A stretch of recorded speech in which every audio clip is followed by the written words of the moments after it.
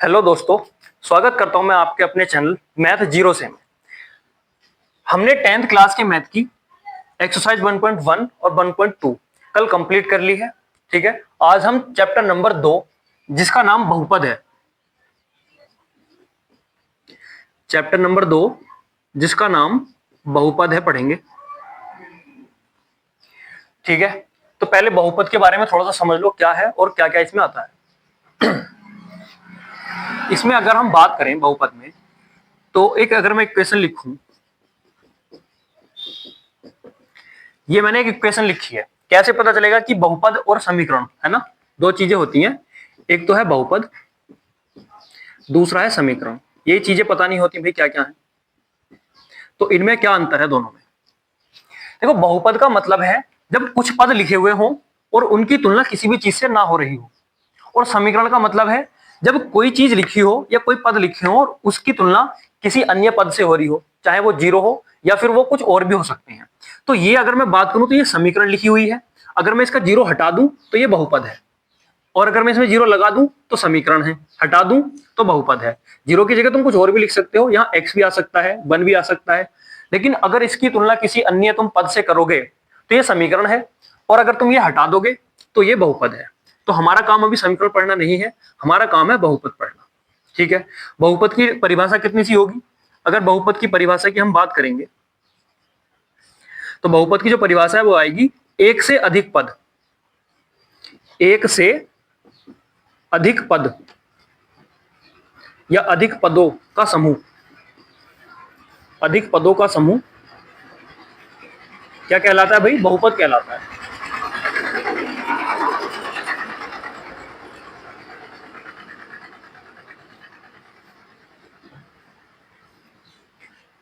एक से अधिक पदों का समूह बहुपद कहलाता है। ठीक है भाई, इतनी बात समझ में आई होगी बहुपद और समीकरण में क्या अंतर होता है, और बहुपद हम किसे कहते हैं। जिसमें एक से अधिक पद हो, अगर दो पद भी हैं तो वो भी हमारे लिए बहुपद है, तीन पद हैं तब भी बहुपद है, चार पद हैं तब भी हमारे लिए वो क्या होगा? बहुपद ही होगा। ठीक है, अब इसमें हम क्या क्या पढ़ेंगे देखो जरा। मेरे पास एनसीईआरटी की गवर्नमेंट वाली बुक है। ठीक है भाई, इसमें क्या क्या दे रखा है? इसमें दे रखा है कि रेखीय बहुपद कौन से होंगे और द्विघात बहुपद कौन से होंगे। ठीक है, बहुपद के अगर प्रकार करें तो बहुपद इसमें दो प्रकार के दे रखे हैं, कई प्रकार के होते हैं वैसे, त्रिघात बहुपद भी दे रखा है। ठीक है, देखो जरा, तो बहुपद कई प्रकार से बांटे जाएंगे। जैसे पहला हम लिख दें रेखिक बहुपद, रेखिक बहुपद। दूसरा अगर हम लिख दें द्विघात बहुपद, द्विघात बहुपद। तीसरा अगर हम इसी में लिख दें त्रिघात बहुपद। ठीक है, ऐसे ही चतुर्घात, पंचम घात, षष्ठ घात, सप्तम घात, ऐसे जाने कितने बहुपद हो जाएंगे, लेकिन इनसे हमें समझ में आ जाएगी वो कैसे चलेंगे। देखो, रेखिक बहुपद का मतलब है कोई एक बहुपद लिखा हुआ हो, इसमें कितने पद हैं भाई? दो। अच्छा, पद भी देख लो कैसे गिनते हैं। कभी भी पद गुणा के चिन्ह से, भाग के चिन्ह से अलग नहीं होता। पद जो अलग होगा वो प्लस और माइनस के चिन्ह से होगा। जैसे इसमें देखो, यहाँ पे प्लस है और यहाँ पे प्लस है, लेकिन अगर इन दोनों के बीच की बात करूं तो गुणा है, और एक्स स्क्वायर को भी क्या लिख सकता हूं? एक्स गुणा एक्स, तो यहां भी गुणा है। लेकिन अगर मैं इस इतने की बात करूं तो ये एक पद है, और इस इतने की बात करूं तब भी ये एक पद है, और इस इतने की बात करूंगा तो ये एक पद है। अगर इसमें पद गिनूं तो एक, दो, तीन, इस टोटल में कितने पद हैं? तीन पद हैं। तो पद जो है प्लस और माइनस के चिन्ह से अलग होंगे, ना कि गुणा और भाग के चिन्ह से। ठीक है भाई, तो ये पूरा एक पद हुआ, ये दूसरा पद हुआ, ये हमारा तीसरा पद हुआ। तो इस बहुपद में तीन पद है। और इस बहुपद की घात कितनी है? बहुपद की घात कहते हैं जो सबसे बड़ी घात होती है। सबसे बड़ी घात कितनी थी? दो। तो बहुपद की घात की अगर बात करेंगे हम, बहुपद की घात, तो बहुपद की जो घात है वह होती है उस बहुपद की सबसे बड़ी घात। सबसे बड़ी घात कितनी है? दो। तो बहुपद की घात कितनी हो जाएगी? दो। ठीक है, अब ऐसे ही हम बात करते हैं रेखिक बहुपद। बहुपद मतलब जिसमें एक से अधिक पद हो, और रेखिक मतलब जिसका ग्राफ एक रेखा हो। अगर तुम x प्लस 2 का ग्राफ बनाओगे तो वो एक रेखा के टाइप में आएगा।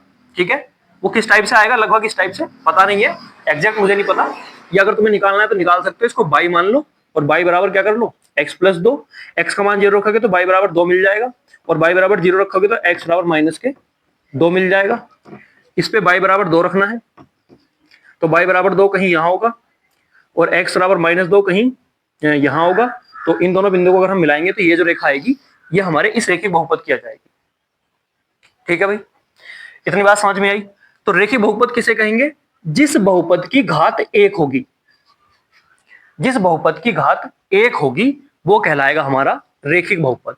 और जिसकी घात 1 होती है उसका हमेशा ग्राफ एक रेखा आता है, सीधी रेखा, और इसीलिए हम इसे कहते हैं रेखिक बहुपद। ठीक है भाई, बात करते हैं द्विघात बहुपद की। द्विघात बहुपद मतलब जिस बहुपद की घात 2 होगी, जैसे मैंने ये लिखा था, ये भी द्विघात बहुपद है। ठीक है, ऐसी में कोई एक उदाहरण लिख लूं तो ये उदाहरण भी क्या हो जाएगा हमारा?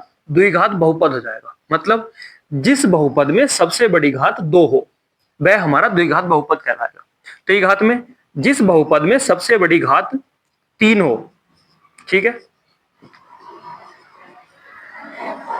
जिस बहुपद में सबसे बड़ी घात 3 हो वह क्या कहलाएगा भाई? त्रिघात बहुपद। बहुपद समझ में आई। ऐसी चतुर्थ घात करेंगे तो सबसे बड़ी घात कितनी होनी चाहिए? 4। पंचम घात करेंगे तो सबसे बड़ी घात कितनी होनी चाहिए? 5। तो हमारे सिलेबस में या तो तुमसे रेखीय बहुपद पूछेगा या फिर द्विघात बहुपद। त्रिघात बहुपद वैसे पूछ सकता है पर इस पे कोई भी सवाल तुम्हें जल्दी से नहीं मिलेगा। ठीक है भाई, इतनी बात समझ में आई? क्या क्या समझा दिया? बहुपद और समीकरण में क्या अंतर होता है? बहुपद किसे कहते हैं? किसे कहते हैं? एक से अधिक पदों के समूह को बहुपद कहते हैं। बहुपद में और समीकरण में कितना अंतर होता है? इसमें किसी से भी तुलना हो नहीं रही होती और समीकरण में किसी ना किसी अन्य पद से तुलना होगी। ठीक है भाई। दूसरी बात, बहुपद के प्रकार की बात करें तो रेखिक बहुपद, द्विघात बहुपद, त्रिघात बहुपद, ऐसे ही पीछे नीचे को भी चलेगा, चतुर्थ घात, पंचम घात, षष्ठ घात, सप्तम घात, ऐसे भी चलता है। रेखिक बहुपद किसे कहेंगे?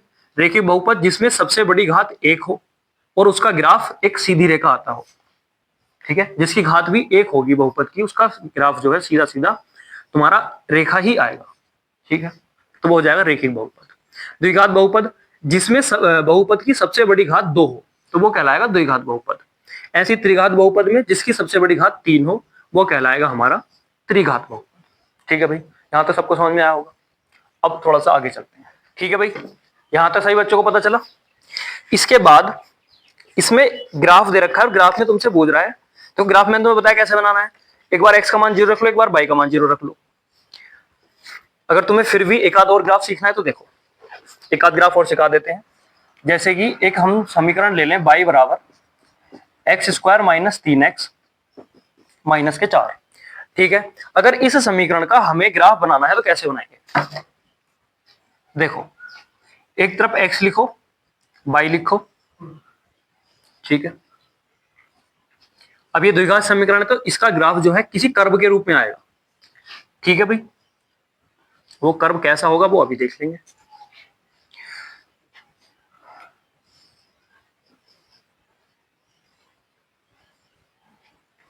यहां को जरा चित्र बना लो।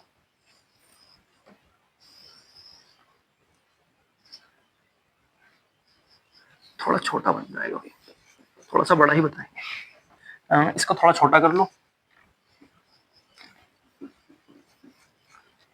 3-4 पॉइंट अगर मिल जाएंगे तो हम बता सकते हैं ना। थोड़ा सा इसको छोटा कर लो जरा,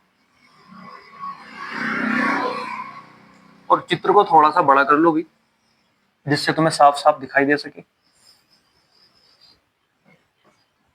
देखो, यहां होता है पॉइंट 0,0, मतलब अगर हम इसको एक्स अक्ष माने क्या होता है एक्स अक्ष है। ठीक है, इसको हम एक्स डैश अक्ष कहते हैं, इसको हम वाई अक्ष और इसको हम वाई डैश अक्ष। ठीक है भाई, इधर इसमें प्लस की संख्याएं चलेंगी, एक्स में इधर प्लस की संख्याएं चलेंगी, इधर माइनस की चलेंगी और वाई में इधर माइनस की चलेंगी। तो बिल्कुल बराबर सेंटीमीटर दूरी पर कुछ खाने काट लो चारों तरफ, इधर भी इधर भी इधर भी इधर भी, बराबर सेंटीमीटर दूरी पर, बिल्कुल बराबर होने चाहिए, इक्वल। ठीक है, मेरे पास स्केल नहीं है, तुम अपने देख लेना।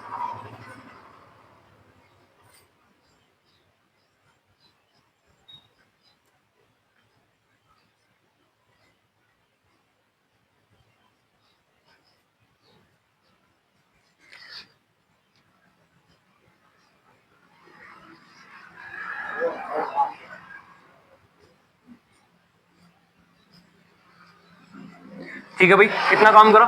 इनको नाम और दो, 1 2 3 4 5 6 7, ऐसे इसमें प्लस चलेंगे, 1 2 3 4 5 5 6 7। अगर इधर की बात करें तो इधर माइनस में,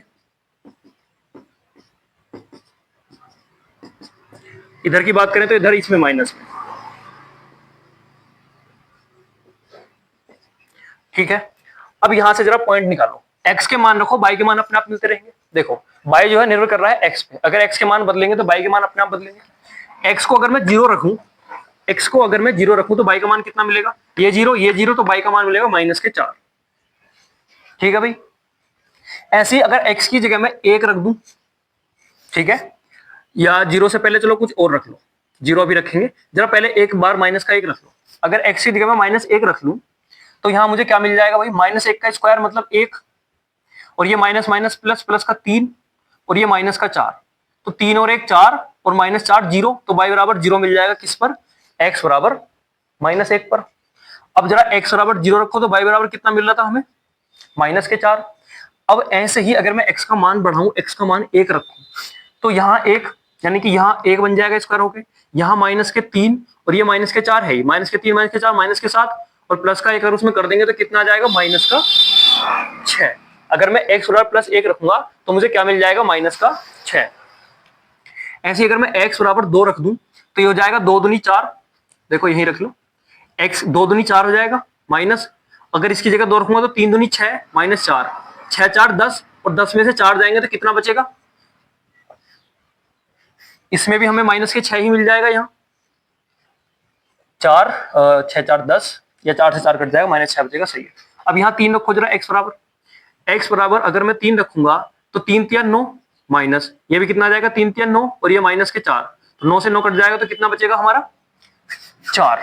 ठीक है, माइनस का बोल, तो हमारे पास ये कुछ पॉइंट आ गए, 2-4 पॉइंट, एक पॉइंट और ले लो चलो, जब ये जगह है तो 4 और रखो जरा, तो 4 चौक 16, यहाँ 16, यहाँ 4 तिया 12, और ये -4, तो 12 4 16 16 0, तो ये 4 पे भी क्या आ जाएगा, 0। तो इसका ग्राफ देखो अब कैसा आएगा। अब हमें पॉइंट मिल गए, क्या, -1, 0 कहाँ होगा, x पे -1, x पे -1 यहीं तो होगा, इस वाले पॉइंट पे, और y पे 0, तो y पे हमें चलना ही नहीं है, तो y पे 0 भी यही होगा, तो एक पॉइंट तो मिल गया हमें ये वाला। ठीक है भाई, अब आगे करते हैं, x बराबर 0 और y बराबर -4, तो x बराबर 0 तो इस लाइन पे आएगा, और y बराबर -4, तो एक पॉइंट मिल गया हमें ये वाला। अब आगे चले हम, तो x बराबर 1 और y बराबर -6, x बराबर 1 और y बराबर -6, तो x बराबर 1 ये वाली लाइन, और y पे कितना है भैया, -6, x बराबर 1 और y बराबर -6, तो यहां आएगा ये पॉइंट। अगर इस पॉइंट की बात करोगे तुम तो ये वाला पॉइंट मिलेगा तुम्हें, तो एक पॉइंट ये हो गया भाई। ठीक है, अब आगे बात करते हैं, x पे 2 और y पे -6, तो x पे 2 और y पे -6, यानी कि तुम्हें ये वाला पॉइंट कहीं यहां मिलेगा, तो एक पॉइंट ये मिल गया। x पे 3 और y पे -4, x पे 3 और y पे -4, तो तुम्हें एक पॉइंट ये मिल जाएगा भाई। फिर है x पे 4 और y पे 0, x पे 4 और y पे 0, तो वो यही पॉइंट हो जाएगा। तो अब देखो तुम, हमें यहां से पॉइंट मिलने शुरू हुए। ठीक है भाई, और कुछ इस तरीके से हमें ये एक कर्व मिलेगा, अगर इसको तुम सही से देखोगे तो ये ऐसा कर्व, और ये भी कहीं आगे तो जाएगा। ठीक है, तो अगर इस समीकरण की, अब तो ये समीकरण की तुलना हो रही है, तो इस समीकरण की और इस बहुपद की अगर हम ग्राफ की बात करेंगे तो वो ग्राफ कुछ इस प्रकार बनेगा। ठीक है, वो ग्राफ कुछ हमारा इस प्रकार बनेगा। तो समीकरण से या बहुपद से ग्राफ बनाना आया। ठीक है, x के मान रखते चले जाओ, y के मिल जाएंगे, जो पॉइंट मिले उनको ग्राफ में दर्शा लो और उनको फिर मिला दो, तो मिलाते हुए जो भी हमारा कर्व बनेगा वही हमारा ग्राफ है। ठीक है भाई, इतनी बात समझ में आई। अब चलो थोड़ा सा और आगे चलते हैं। ठीक है भाई, इसके बाद बात करते हैं हम कि बहुपद के शून्य कैसे निकालेंगे। देखो जैसे कोई मैं बहुपद लिख दूं,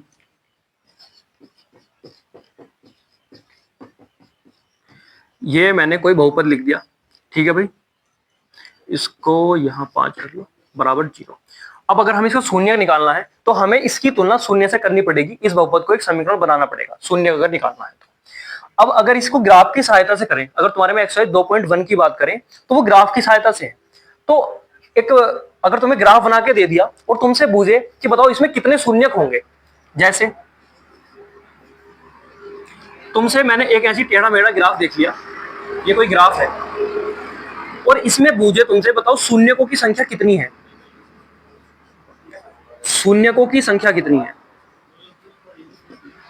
तो कैसे पता करेंगे भाई? देखो, इसमें अगर हमें शून्यक बताने हैं तो हमें यह देखना पड़ेगा कि यह ग्राफ एक्स अक्ष को कितने स्थान पर काट रहा है, कितने बिंदुओं पर ये इसको हम एक्स अक्ष को काट रहा है। एक्स अक्ष कौन सा होता है भाई? ये पड़ा हुआ वाला, खड़ा हुआ वाला वाई अक्ष।